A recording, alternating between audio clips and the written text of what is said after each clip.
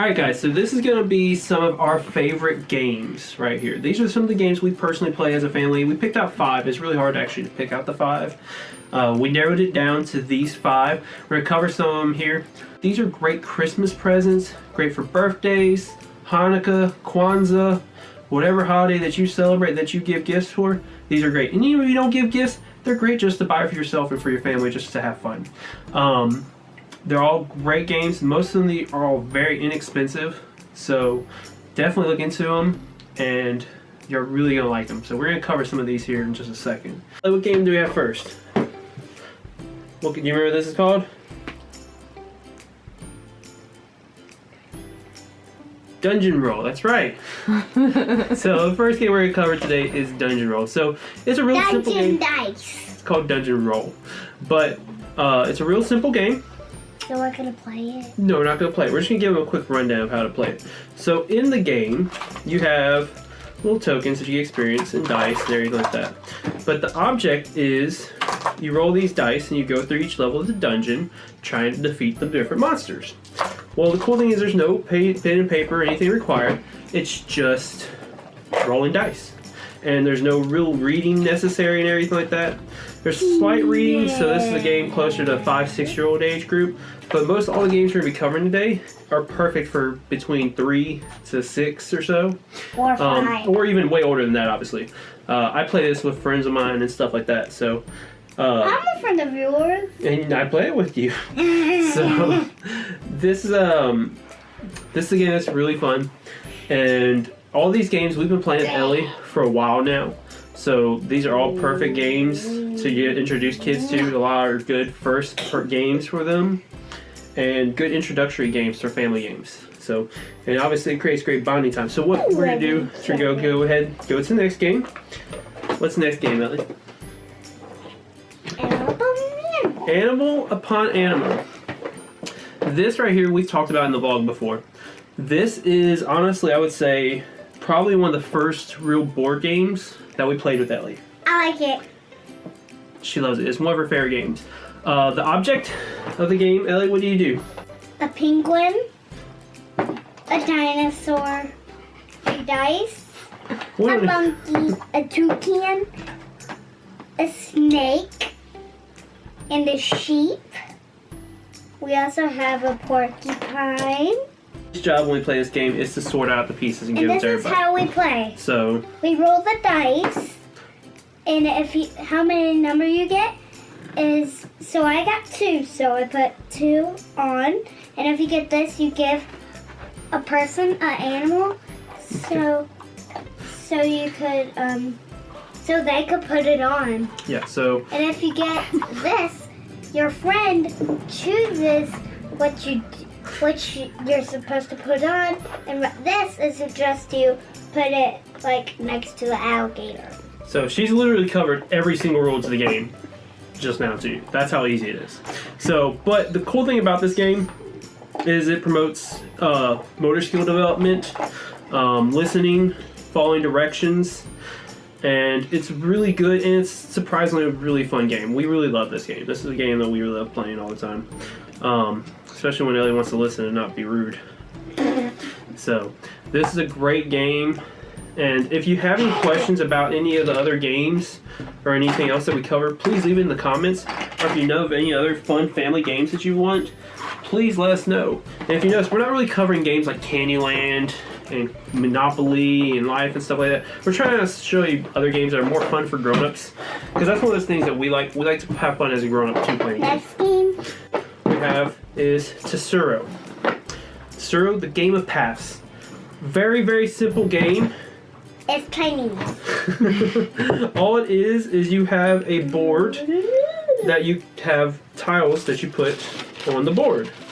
We don't need to open the board, Ellie. I want to show them Okay. what it looks like. And the cool thing about this game, let me help you, is this game is good for up to, I think, 8 players. So a lot of people can play it. So all you do is you have this, and everybody's dealt tiles that look like this. And everybody has, like, You have your piece. candy. It's not candy, it's just pieces. Candy. But you're going to take your tiles and you place them on the board You're going to take your candy. and make lines and you follow the lines across until you try to be the last piece standing. If you run off the board, or if you run into one of the other pieces, you're out. So this quick, simple game, that's one of the things I really love about it, is it's easy for anybody to understand. These are the candy. Those are the pieces. Candy. Put the piece back. I got candy. So, but it's real simple, easy to understand. Anybody can play it. I love the candy. On the box, a lot of these games have age requirement or the recommendations of 8 and up and stuff like that. I can tell you for a fact, none of these games require that kind of age requirement. Ellie's been playing all these games for a while now, and she can completely understand every single one, and she's nowhere near 8. So, but we're gonna go ahead and cover the next game, which this is one of Ellie's personal favorites. Chicken Cha-Cha. Chicken Cha-Cha. So this is a game that she got last year for Christmas, I think. And we got this, and I heard a lot of really cool things about it, but all it really is you have these little chicken figures that you go around trying to find the matches. And the really crazy thing about this game is that it seems like it's really easy, like in theory, and you just chase each other's chicken around the thing, try to find matches to move your piece. And once you jump over one of the other pieces, you get their feather. And then the first person to get all the feathers wins. Sounds really easy because all you have to do is find the matching piece to the piece you're on. 12 cards. Somehow, this game becomes extremely difficult. Don't ask me why. I have no idea why. But it gets very, very tricky. Just because it's a simple matching game does not mean it's an easy game. Me, Jill, Ellie, we get messed up a lot. And we lose the pieces a lot. Not in physical form, but just let's see what's the actual form. But Ellie wants to show you the pieces. So these are the little chickens. And they have little tiles that you have to match to the pieces. And then you have your little tail feathers that you're trying to catch. Alright, so let's go to the next game. And we're going to go to one of our final games that we have. There's a lot of games that we like that didn't make the cut. We have some honorable mentions, such as Bells and a couple other games that we were thinking of when we were trying to figure out the final games. If you have any comments or anything about games that you think would be great, please let us know. We love learning about new games and stuff. So this is Labyrinth. The object of this game is you have your board, you have your tiles that move throughout the maze. And you play as a little wizard trying to find... Or witch. Trying to find the little objects, which each match a different piece on the board. So you just move throughout, and every time you move a piece, the board moves along. So there'll be lines. The back end moves out. It would move from here to here. Here. So obviously these are just very simple, basic... Here to here to here to here. These are simple, basic examples of the rules, but obviously you'd want to read the rule books yourselves. But they're all very simple games to play, easy to play as a family, and as a kid, and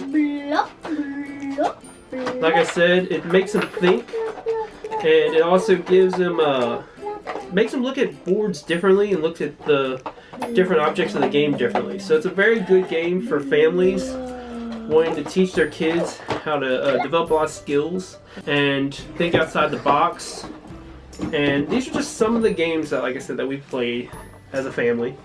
But that's what the cool thing about these games are. They're not just your traditional, Monopoly games and Clue and Mousetrap and all those games. They're games that develop a lot more skills and skills to learn in school, use in school and in life, and make them think outside the box, really. So, and they're also really fun for adults. That's the big thing, because that's one of the things that I like to look up is games are fun for adults as well as kids.